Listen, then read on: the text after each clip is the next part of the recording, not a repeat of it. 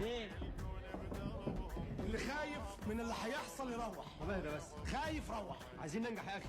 واللي عايز ينجح يروح. حر اللي خايف يروح، يا مرسي. اللي خايف يروح. انا هخليها ضلمه، هقلبها نضاره النهارده. اقعد بس يا مرسي. محدش يطلع منها.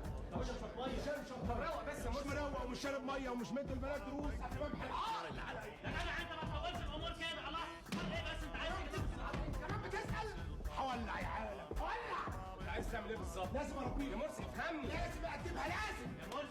يا مرسي ما تنساش ان دي واحده ست. هو اللي مجنني انها واحده ست، اللي فاهم مرارة انها واحده ست. يا جدع انت هدي نفسك، مش كده. فضحت في اسكندريه بقت بجلادي. كل حاجه ليها حل.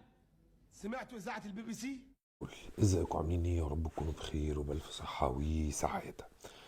طبعا انا ما كنتش عايز اطلع اعمل فيديو بعد خسارة مصر امام السنغال بجون غريب جدا جدا. جون قلنا عليه في الفيديو بتاع نقاط القوة والضعف.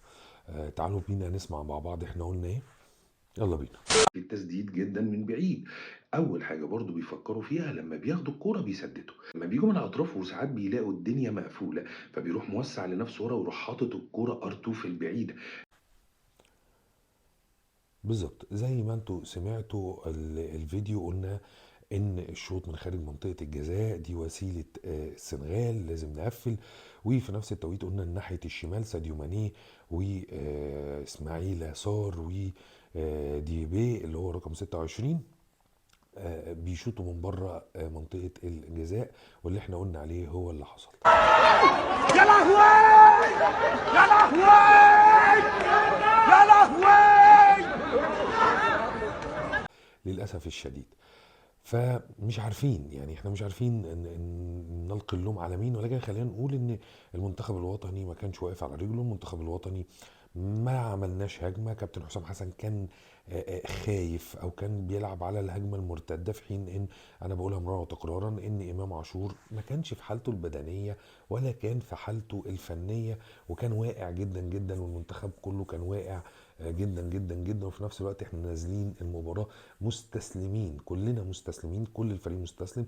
ولكن خلينا نقول انا بشكر طبعا الدفاع، بشكر ياسر ابراهيم، بشكر رامي ربيعة، بشكر محمد هاني واحمد فتوح قبل ما يطلع، وفي نفس التوقيت بشكر برضو يعني مروان عطية برضو، وحسام طبعا عبد المجيد. بشكر الخط الخلفي كله تحمل عبء المباراة لغاية الدقيقة 75. كابتن حسام حسن اتأخرت يا كابتن حسام في التغييرات، ولكن خلينا نقول قدر الله ما شاء فعل، ولكن كان في الامكان احسن مما كان. وخلينا نقول مبروك لمنتخب المغرب الصعود الى النهائي امام السنغال. نتمنى التوفيق لمنتخب المغرب، وبكده هنقابل منتخب نيجيريا، وكالعاده هنشرح لكم نقاط القوه والضعف لمنتخب نيجيريا سواء على الثالث والرابع.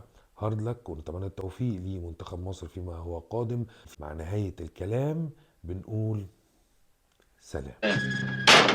سلام يا صاحبي.